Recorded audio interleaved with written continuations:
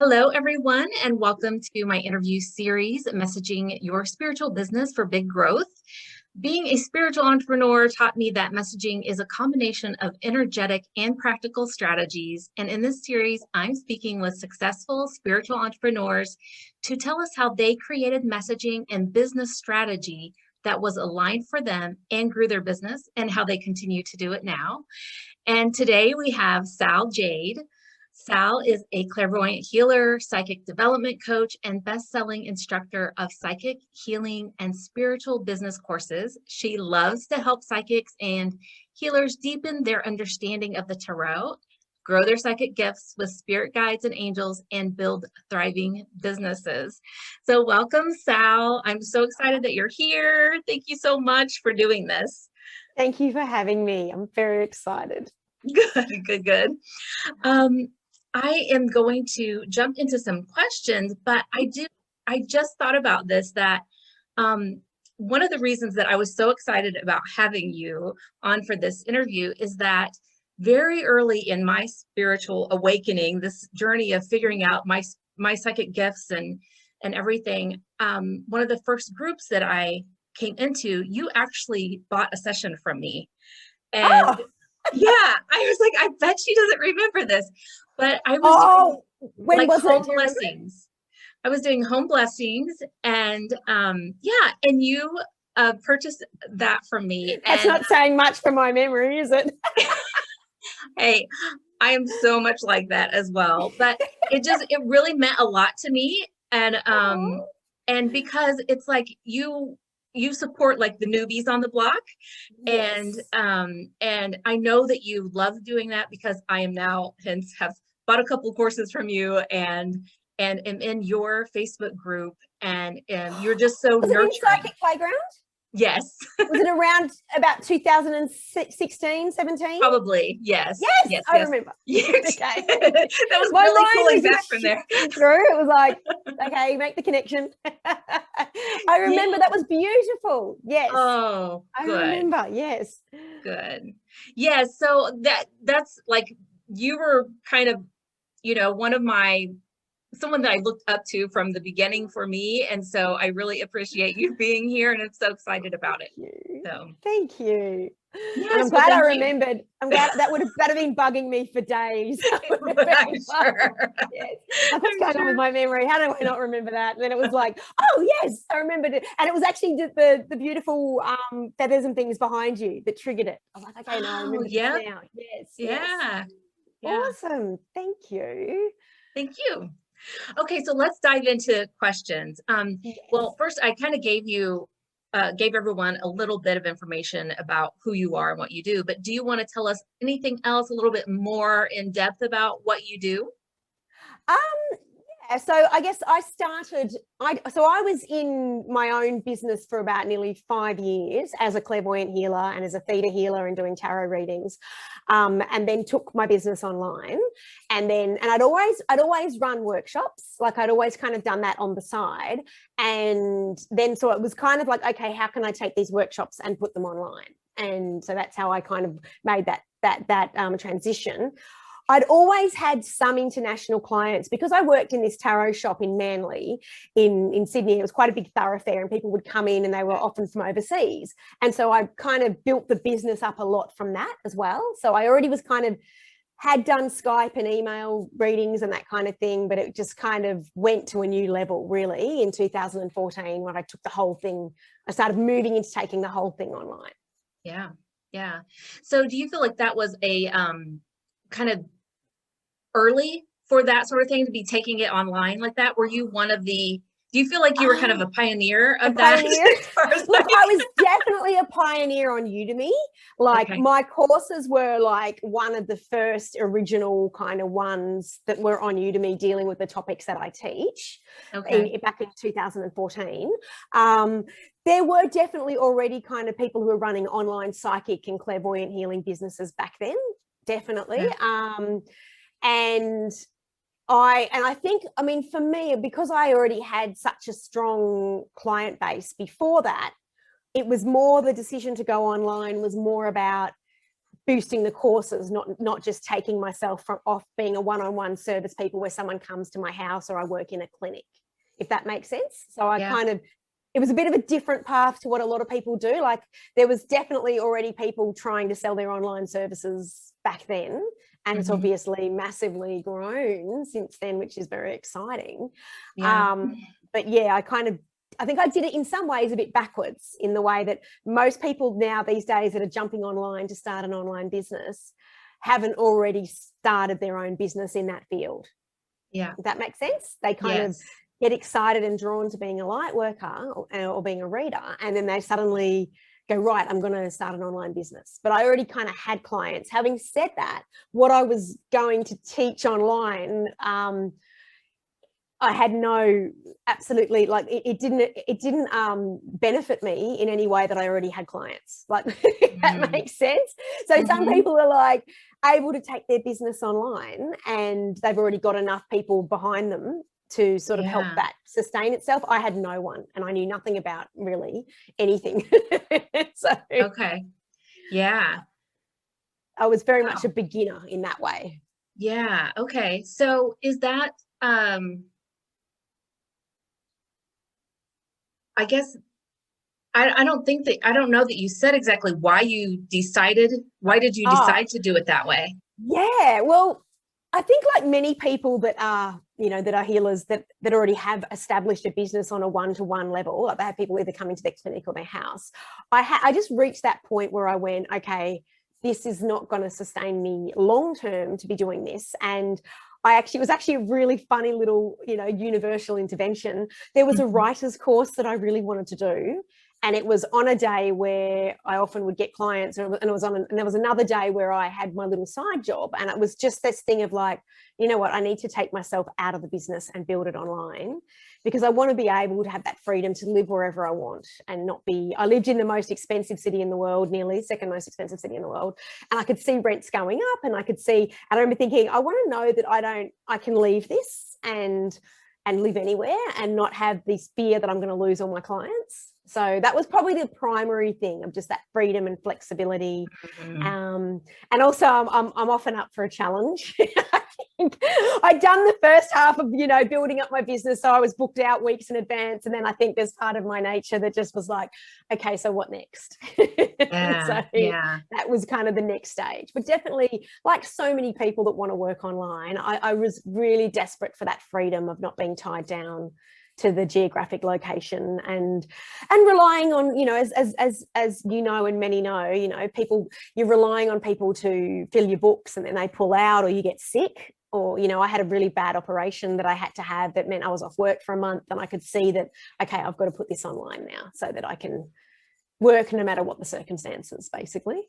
Yeah, I love that. I think that is a big motivator for a lot of us, to be able to have that freedom. Yeah. And that working one-on-one isn't, got to be able to scale what you're doing. No. And I think and that's what's so exciting. I think a lot of readers and healers are realizing that actually, you're taking yourself, you've still got to work hard, and you've still got to work, but especially when you're building it up. But it is about saying, doing one-on-ones forever is not necessarily going to give me the freedom and flexibility and income that I'm looking for in my life. And that, in some ways, you're kind of just taking on another job, which you've often left, you often left your sort of, your 9-to-5 job to do it. Right. And then realize, wait a minute, I've just kind of got myself back into this sort of situation. So the online, that the aspect offers that potential and possibility of, as you said, of scaling, of finding ways to make not necessarily passive income, but more passive than just having to be present all the time. Yeah. Awesome. Okay. So, you already talked a little bit about how it was different. Your business started out, and you've really changed over time. Yeah. And do you feel like the service that you offer is that much different than when you began?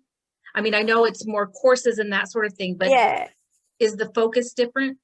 Yes. Oh, look, yeah, it is. And look, and I'll be, very honest, it was my old version of marketing was probably like how a lot of newbies when they're beginning to sell their services online are, in the way that, like, I had an ad on Gumtree, which is like the American version of Craigslist, and I had something on the natural therapy pages, and I'd kind of, you know, like, okay, put it on there and then just kind of hope that people would go there and then just ignore it. And then go out. And I was lucky that I could do that, because I did have a couple of side jobs, but I also had regular work through the tarot shop and my clients building up. So what's changed is I'm very aware that I need to be constant and consistent with my messaging now. I can't just create something and run away and hope that people will see it. It's that difference between, you know, opening a shop on the high street or the main street, and you invest all that money in paying those high rents knowing you get the traffic. Right. And, you know, and knowing you can kind of get away with that because that's what you're doing. And with online, it's like you do, as you know, you have to work on your messaging constantly. You have to work on your consistency in showing up and being incredibly visible. Like I'm not going to say I was invisible, but I was much less visible. My business really thrived and survived on word of mouth. Like someone would go off and have a reading and then say to their girlfriend at yoga the next day that they'd had this great reading, and it kind of survived on that. And you kind of really can't do that with online. So I had to reluctantly and through much, you know, much strategy and healing, get myself to the online party and actually adapt that to my model in my business. Yeah. Kicking and screaming some of the time, I might add. Right. It wasn't necessarily the smoothest of journeys, and for those of you who are out there that are trying to do that now, I have such deep appreciation and amazement for your courage, because I know that it was a slog in the beginning to adapt to being in the online world. Yeah. It was something that took a bit of adjusting from what I'd come from.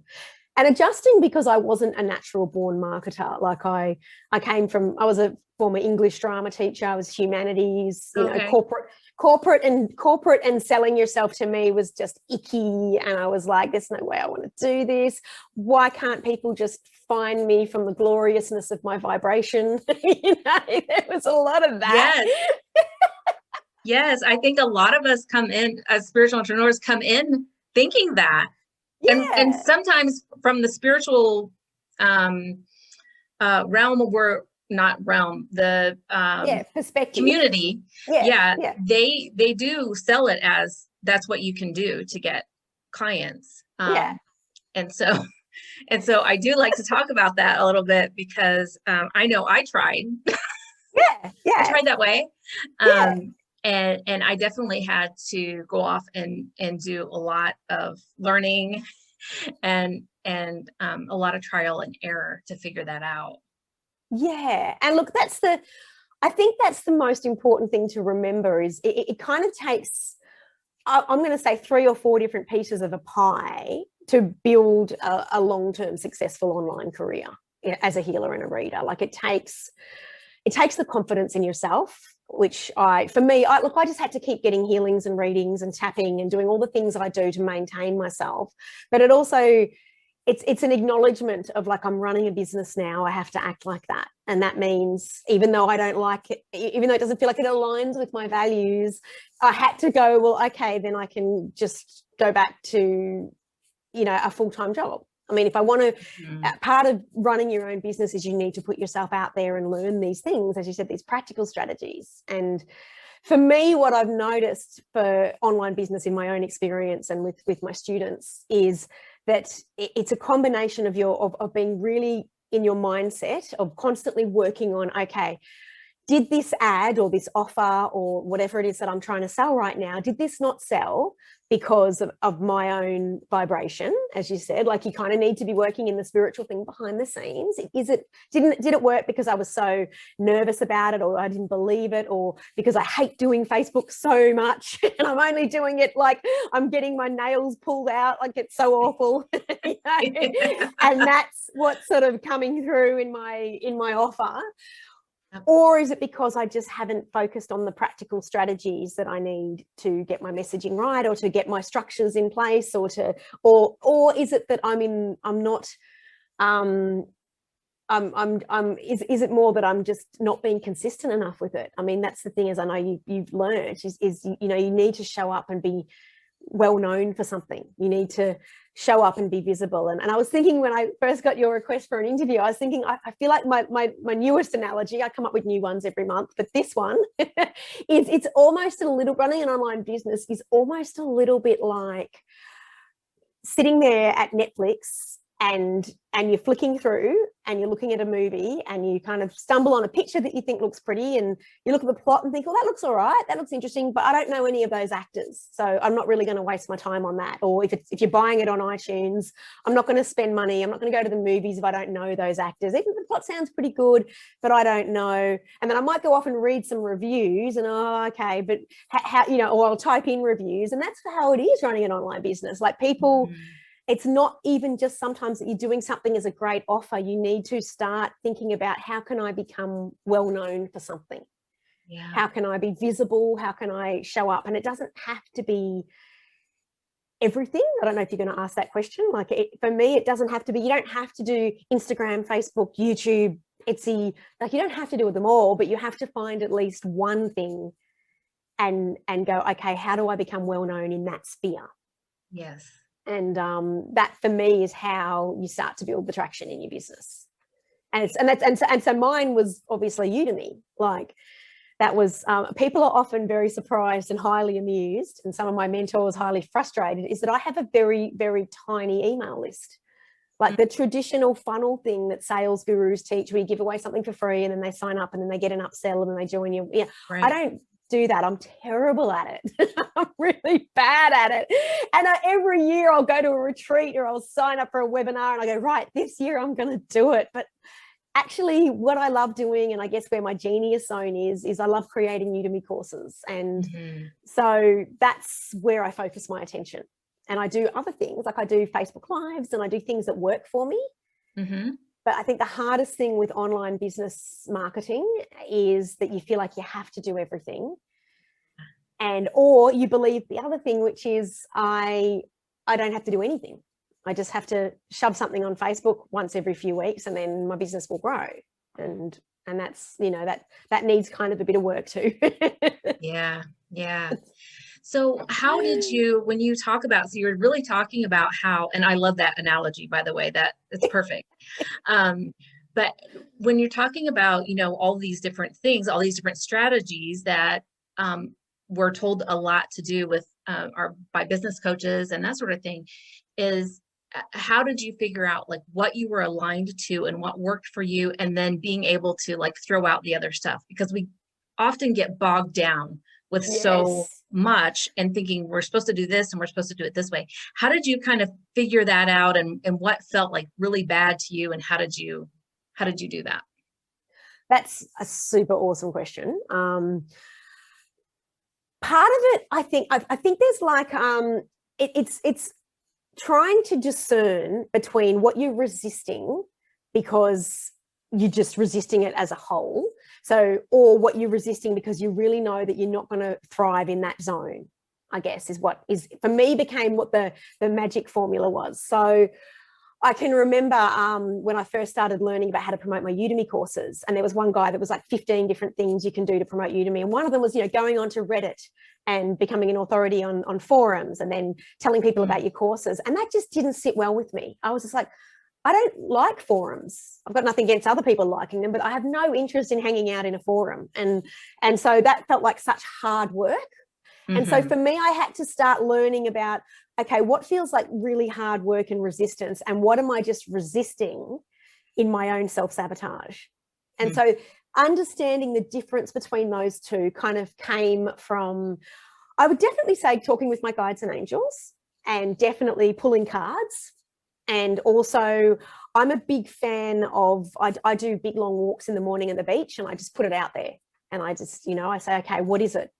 That what's going to resonate with me long term, and as you know, being prepared to just give it a shot and go, okay, but also recognizing that, you know what, I'm never going to be, I mean, the fact that I've even resisted having a massive email list, like, you know, every other entrepreneur code book says you've got to build up your email list, and I was just like, it just wasn't, I kept trying it and I just kept falling over. And sometimes you fall over because you need to clear and heal things, but sometimes it's because there is another way.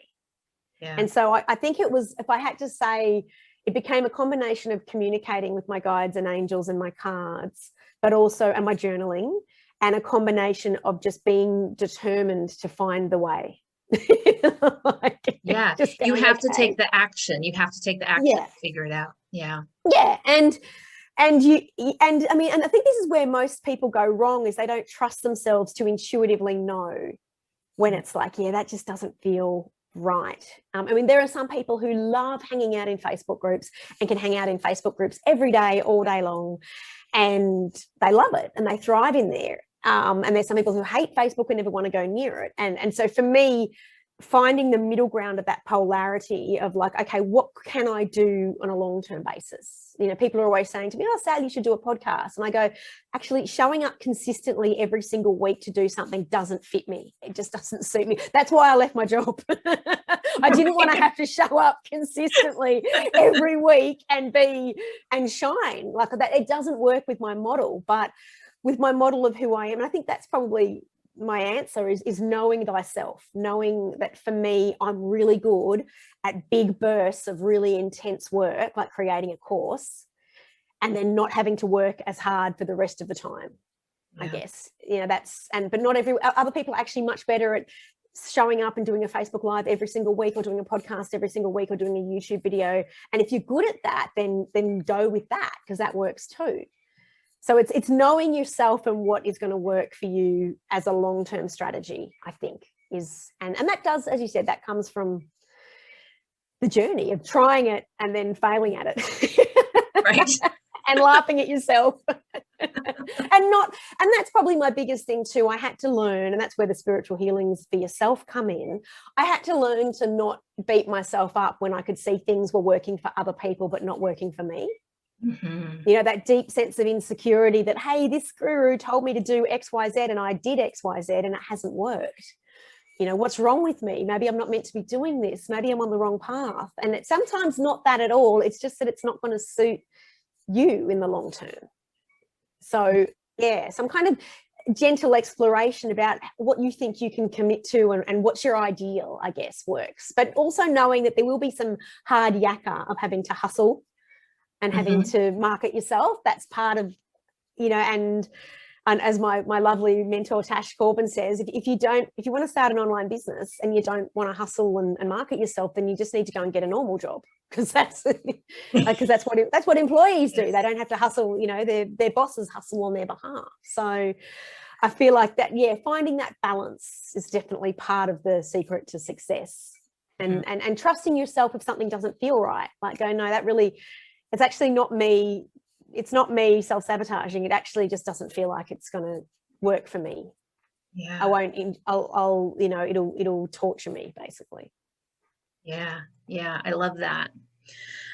You talked a little bit about your guides and how you work with them, and your angels. And so do you channel or use your intuition to do your messaging, your marketing, your, you know, write copy, those sorts of things? How do you go about doing that? So for me, it's a combination, because I am incredibly practical. So I'm good, and I'm a former school teacher, so I'm kind of very good with a structured kind of thing. Yes. Sometimes just purely leaving it to intuition for me. I can do that with other aspects of my life, but with my messaging and marketing, sometimes I need a kind of, I guess, a structure. I need something to go with. But I do use, as I said, I make sure I get really clear when I've got, like, I always say to my students, it's like, you know, don't just jump on Facebook and just shove an offer on there and run away. Like, do a bit of work on yourself beforehand, clear yourself, visualize people loving your offer.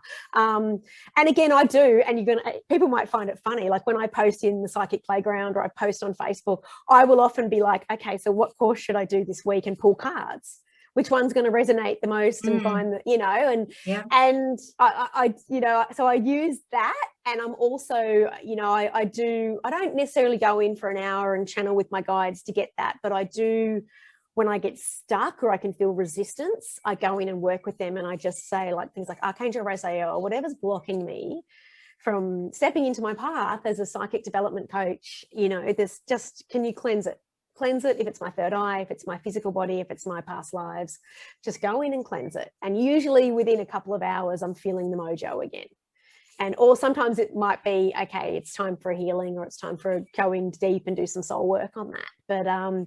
But yeah, I very much work with them. But I'll be very honest, I don't work with them all the time. Like, I wouldn't suggest that spiritual entrepreneurs put that intense pressure on themselves where every single time they're sending a newsletter, they've got to go, you know, consult with their guides first. It's just if you're feeling a bit funny about it. Like if you're like, this isn't, I'm not sure about this. Like just as I spoke earlier about making your like your guides and angels will help keep your vibration high.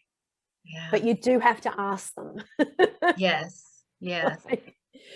Yeah. And I think I'm pretty good at asking them, okay, why am I afraid?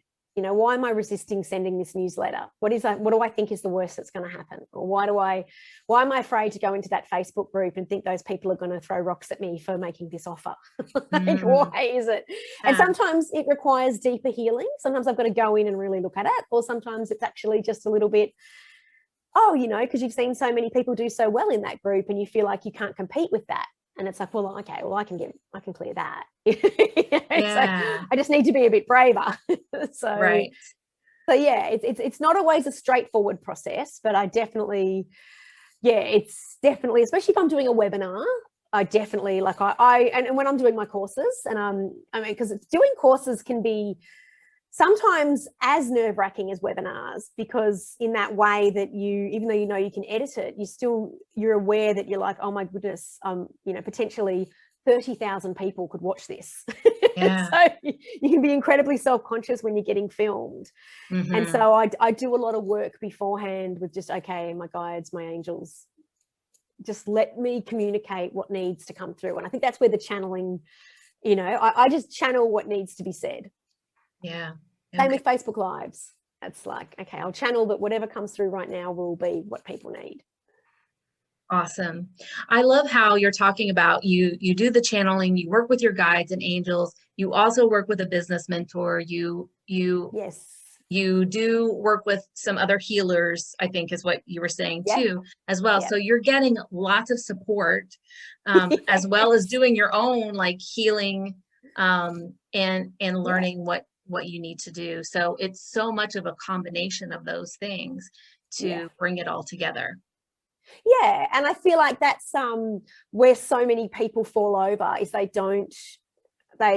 feel very like they only have to, I mean, I'm not saying everyone has to do, I think this is where the comparing yourself to others is just so limited in, you know, you might see someone nailing getting lots and lots of readings and you put an offer in to get a reading and no one's paying any attention to it.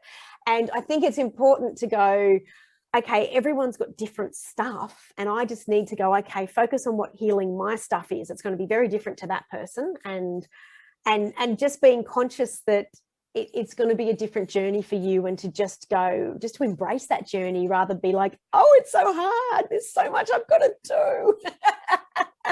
Instead, like I've always, you know, said that I feel like my spiritual journey to becoming an entrepreneur was actually a lot of that, you know, having to heal and love myself even if nobody took up my offers, and having to heal and love myself and look at, okay, why is nobody taking up my offers? What can I do? Is it spiritual? Is it a wound? Is it practical? And as you said, like I still have healers. I still work with healers. I worked with one 2 weeks ago. Like when I'm wobbling, I still need my team to support me. And it's really important to remember that that's the for me, that because I do have stuff from my childhood, that's how I need to balance it and make sure it doesn't impact. Because, you know, as I said, like it'd be different if I'd come from corporate and I was already super confident at marketing myself. I'd just get out there and do that. But it was like, okay, well, what can I do? And bringing all those different elements that you mentioned into about how I keep the business functioning and growing. Yeah. Ooh, good stuff. Thank you. Let's see. I'm looking at my questions to see if there's anything that we haven't covered. What is your what is one of your top tips for other spiritual entrepreneurs? I mean, we kind of maybe just touched on it, but covered some of it. Yeah. Probably my biggest top tip is to recognize that most people, when they're starting a business like this, like they go with polarities, and like in the way they either do too much, like they spend too much money on coaches and that, or they don't spend enough on investing in their business. Like, I feel like the biggest danger for spiritual entrepreneurs is we get very wounded by our beautiful law of attraction training and our understanding of the universe, and when we feel this incredible calling to do this, and it doesn't fall into place like magic. You know, it's like it does take those things we've talked about for it to fall into place. And it's almost like, I would say, just make sure that if people aren't taking up your offers, then is it a practical reason? Can they find your website? And actually, that's probably my biggest tip, is remembering that the world of Facebook and social media and online advertising is so different to any other kind of advertising, because people need to often see your offer 3 or 4 or 5, sometimes more times before they'll even look at it. Like, and I don't know myself, like I'm flicking through a Facebook group and I see someone that offers something and I go, oh, well, I don't need that now, but I'll keep that up in the burner. And that person might have thought, oh, no one's ever going to take my business offers up. But actually, it could be that I've just registered it. But if that person's not showing up to do that, then I'll never know about them. So keep your Facebook business page is vital for me, even more important than, well, not more important, but equally important to your website, because most people these days, if they see something you're offering, will stalk you on Facebook. They want to know, and you need to make it as easy as possible for people to find you. Like, I don't know what it was the other day. I was listening to a podcast of a guy who was saying, you know how we've got that saying that that person's got the memory or the focus of a goldfish. Apparently now, like, human beings, due to social media, have less of focus than goldfish. So no, less. Like, our concentration levels have become less than fish, and so I know that's how. So you just have to keep that in mind when you're marketing, that you can't trust that people will go searching and hunting. You've got to make it as easy as possible for people to find out the most important information. Mm-hmm. How much you cost, your reviews and your testimonials and your people that have raved about what you can do. And also in your messaging, that you're stating really clearly how you can transform people's lives. Something that breaks my heart is when I see people jump into Facebook and just throw up an offer and there's nothing in there about how it's going to change someone's life or improve their lives. Like, it's like you're wasting your time if you're not taking that time. And you also need to always have an upsell. You always need to have, I see people constantly, oh, here's my YouTube channel, subscribe to this and, make sure. But if you'd like to work with me, like, and give people a very clear way to find you and give you money. Like, that's, I know my gorgeous Tash Corbin, one of my mentors, taught me like that. Like, make it easy for people to give you money. Don't make it that they've got to work for it, because they won't. They'll just move on to the next either political drama or they'll move on to like something else. And so be really consistent with how people can get to work with you, and also show up a lot, be visible. And probably my third tip is to, as I said earlier, become known for something. And don't worry if you haven't figured out what that is now. Like, I know in Tash Corbin's big, massive group, that's got over 35,000 people. I now know what people are known for, even if I've never worked with them, just because they are consistently, like Christine Collins, for example, in that group, I know she does hypnosis because she posts every single week about her hypnosis. And even if I have never bought from her, if someone ever says to me, oh, I need some help with hypnosis, I'm like, hey, Christine Collins does that. And that's the only way I know that is because she's always there. She offers free offers, a free YouTube video or she's constantly there. And I think that's what people don't realize when they start doing this work. And we can get very easily heartbroken. Like, as healers and readers, we're so sensitive to rejection. Yes. And it's almost like our beautiful dreams get crushed so easily.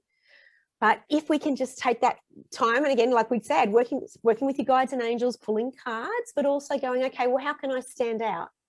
Mm-hmm. How can I do something that's that's outside the box a little bit, that people see and notice, and to do that consistently would probably be my thing. Like, I guess my biggest tip of how to keep going, and don't give up. Like, no, you might, I'm always, I don't know if you've done with Miriam Castilla, we did the Manifesting Abundance for Healers and Psychics course. And I talked about how I listed something like my 15 bad ideas that I did. Embarrassing, shameful ideas that I did to become a spiritual entrepreneur. So take hope and faith that, you'll make mistakes and you'll do silly things, and to just kind of try as much as you can to just laugh it off and keep going and keep working on healing yourself. If you feel wounded by that, and to acknowledge it's okay to feel wounded if the business hasn't taken off straight away. Mm-hmm. It's actually quite normal. I think that's, people don't allow that for themselves. They go, oh, I just need to Anthony Robbins myself through this, and and to move, fight through the pain and just do it more and take more action. But sometimes it's just stepping back and going into that and clearing it and healing it, and then taking those next steps with a little bit more compassion and kindness for yourself. I think that makes a big difference, definitely. Yeah, those are great tips. Thank you. all learned the hard way, I might add. I can laugh at them now, not so much. Right. Well, that's good for us all to see. Yes, that now you've gone through it. So I guess, my last two questions actually is, where can people find you? And is there something that you're promoting right now that you can tell us about? Yes. Okay. So the easiest way to find me is on Udemy, but probably if you just go to saljade.com, that's where my website is, and there's lots of different stuff on there. But also on Facebook, I've got a Sal Jade Clairvoyant Healer page where I do weekly tarot readings, and I do spiritual business tips and psychic development tips, and I kind of run those every week, and as well as weekly tarot. So that's probably the easiest way, is to stalk me on Facebook just by Sal Jade Clairvoyant Healer. And this I've just finished. I'm not sure if you have I. No, I wasn't sure if you commented on this. It might have been someone else. I just released recently my How to Give Career Readings and Life Purpose Readings course. That's kind of my most recent thing. But what I'm doing this year is, so every year I run a 3-month advanced tarot psychic business program.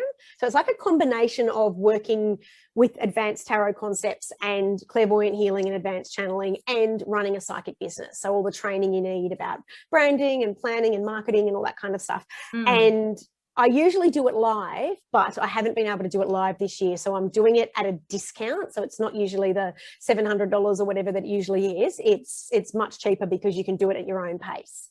And it's awesome. A sort of formal certification process as well. So I do an exam with you on Udemy, and I do an exam with you on Zoom to test your tarot abilities, and there's a whole lot of marketing promotion that you can do in the group. So that's probably my big offer that I'm doing this year. I'm going to do a webinar on it in a few months, but it's just basically being able to do my normal VIP program for significantly less cost if you do it at your own pace. So without the coaching call. Was that for more advanced tarot? Did you say it wouldn't be like a beginner tarot? So if you are a beginner, I do include Tarot Card Success. So that's my big Udemy tarot course, so that you can actually do that further. That comes as a bonus. So I have had people do it over the years who have never done any tarot. And so they just do the Tarot Card Success first, because that's included as part of their bonus. And then they start on the more advanced stuff. And then they move through into the clairvoyant healing and then the psychic business training. So it's kind of like, if I think of everything I wish I had known when I started my business, from all my mentors on, everything from Canva to PayPal to everything. It's just kind of the whole enchilada of how I run my business, how I plan things, how I, So usually I run it, probably every second year I run it with live coaching calls, but that's not happening this year. But as I said, you can do it without the coaching calls and just pay significantly less. So you can find that on the Psychic Healing Academy. So I can either give you that link, or it's just called the Psychic Healing Academy, and it's just called the 3-month advanced tarot program, and sort of all the full details are there. But that's kind of the big thing I'm promoting this year, is going from that transition of advanced healing and advanced tarot to going more into how to put yourself out there and how to plan your business and how to brand yourself and all that kind of things as well. Oh, that's awesome. Like everything you need to know. It's kind of like that. It's kind of like all the things that I tried to learn myself on YouTube and wasted my time, and then finally said, I just have to pay someone to teach me how to do this. Yes. That. Yes. Yes. I often need someone just hold my hand and show me how to do this. Yeah, because as you said in the beginning, there is just so much information, and probably the biggest challenge that faces spiritual entrepreneurs that want to be online is staying focused and not getting distracted by, oh, maybe I should try this, and should I, like I said before, Yes. Maybe I should do Insta, maybe I should do this, and I, and I always say to my students of this course, pick, 2 or 3. You don't do them all, just do 2 or 3. I mean, if you want to do them all, yes, but if you're not into Insta, so I'm not on Insta because I'm just not into it, and so that's okay. You can still run a successful business and not be on Insta. So yeah, pick your passion zones. Yes. I love that. Because you're on Facebook a lot, aren't you? Because I see you on Facebook. Yes. So that's your, you thrive in that environment. You work well with that. So are you on other ones? Are you on Insta or? I really love YouTube, but I stepped away from it to focus more on Facebook for a while because I just needed to get more focused. But that will be my next, and I have an Instagram, but it's more personal. And then, but next will be YouTube for me because I just really like it there. Yeah. See, that's where for me, that's where the growth and I think that's it too, because, online, I think, I don't know what it was like when you first got started, but when I first got started, there was so many kind of online gurus who was doing the thing of like, live the life of freedom and joy and wealth and abundance and Porsches and pools and work 1 hour a week. And, there was that whole lifestyle thing. Yeah, the lifestyle thing. And, but what it didn't tell you is that within that, whenever you're trying to develop the marketing system that you're going to use in your business, it's got to be something long-term. Like it has to be something that you've fallen in love with YouTube. And I think that's amazing because that's something that in those hard days when you don't want to get out and market and you don't want to, and you feel like crying and you go, why am I doing this? Those days you're like, okay, but I don't mind doing YouTube, or actually I can have some fun on YouTube. Right. And so it works. It gives you, it gives you something. Like I'm like that with Facebook Lives. Like I don't do a lot of them. I do them mostly in my tarot card success sort of course and my Happy Psycho course. But when I do them once a month, but I love it. It's like I get this big high afterwards because I'm like, oh, whoa, that was so dynamic and I love it. And that's what keeps me being able to do it.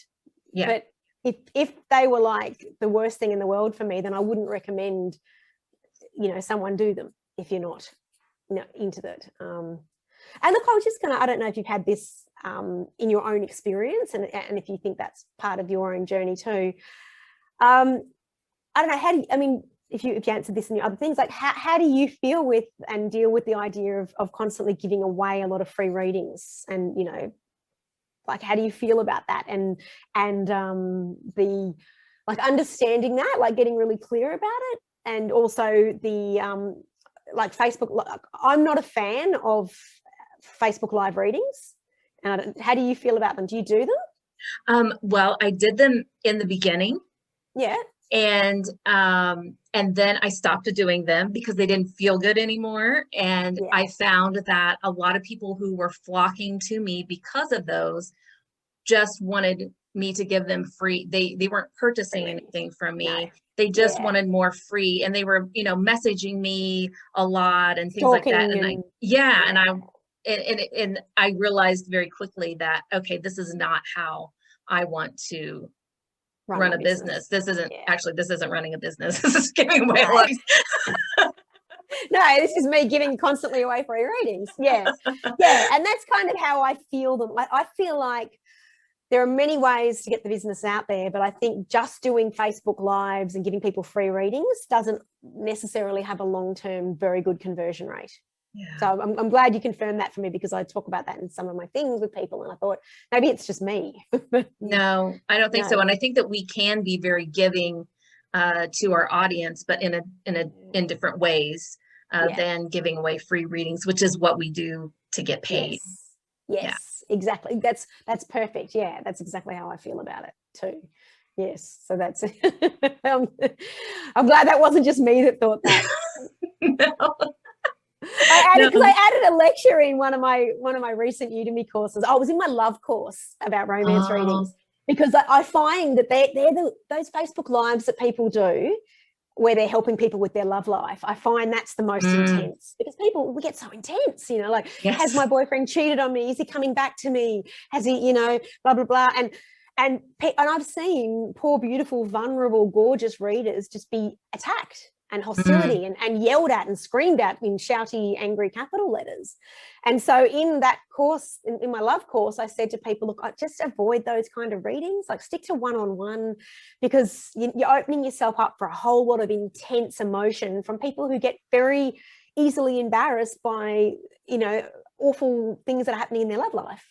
So for me, it's not a very good mix to have that on a broad public forum. And as you said, people they get really anxious and they'll like reach out to you and constantly kind of harass you for more information about what's going on with their boyfriend. And it's just not it can be very draining. And I can often see healers and readers that are trying to build a business become very demoralized and feel like, maybe this isn't my path. I thought this was. And so definitely trying to maybe avoid those kind of readings. Yeah, I totally agree. Because I do think that there is some things that that come up with that as well.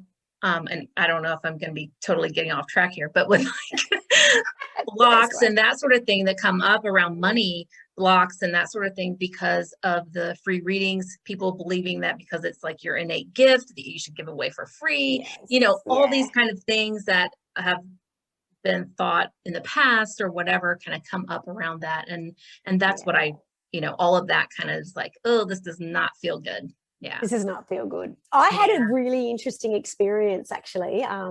This time a year ago, actually, I was in Bali, and back in the day when we could go to Bali, back in the day we could get on airplanes and travel. And I was by the pool, and this lady, this Australian lady, and she was really lovely. Like, she'd worked saving the koalas and the wildlife, and we'd just gone through our bushfires last summer.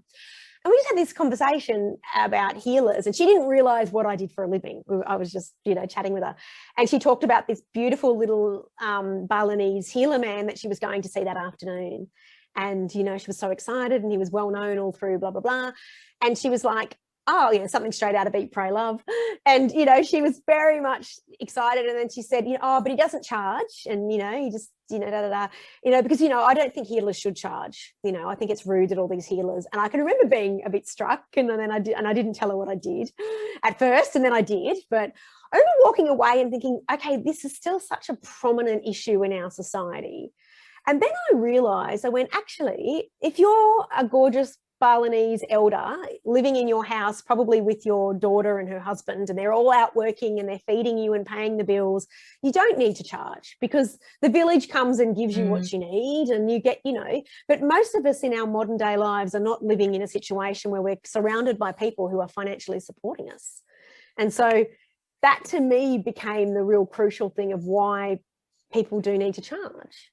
Like it's that became like, it would be fantastic if it was different, but no, like as much as my family love and support me, they're certainly not able to pay my rent.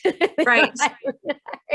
Right. They're not able to, bring me food every day, and they're not able to do all those things for me. So, that I think that helped shift perspective a bit, thinking about that. That it's very different when you're in certain cultures where the family very much supports everybody in the family financially, and those gifts are supported and honored in that way. Yeah, I love that. And I think that has come up in us talking, because it is so prominent in for spiritual entrepreneurs and part of the way that they market their business. Yes. Feeling, actually, in fact, I just had someone comment on the manifesting course I did with Miriam, saying, I gave her, I've given this clients free readings, and now I'm charging them, but I still can't get over how guilty I feel about it. And I had to sort of say, look, first of all, do tapping if you ever feel guilty, or do some kind of healing on yourself. But also it's like, well, just keep saying to yourself, I deserve to not feel financial distress. Yes. And if I'm not being paid for my time, then I'm going to feel financial distress. You know, and the second thing was also, I think a big shift, and it's happening a lot more, which is great. It's happening a lot more with the how much more the law of attraction is becoming mainstream. But I think, you know, I know what it used to feel like for me when I had no money, when I was starting my business, and how, you know, to constantly be worrying where every cent went was exhausting. And now that I no longer have that, I feel so good that I can pay my massage person. I feel so good that I can pay my kinesiologist. And I you know, there's a feeling of abundance and joy that comes from being able to afford to pay someone. And so I kind of said that. I said, you know, like, you know, if they want to and they can afford to pay, please don't take that gift away from them. Like, let them have that gift. That's, you know, it feels good to pay for things. It's, you know, and so, and you know, that kind of perspective, it's also like a mind shift that can help you feel less guilty, that, you know, it's good to help people feel abundant. Absolutely. And that's not being greedy. Right. We all feel abundant when we give.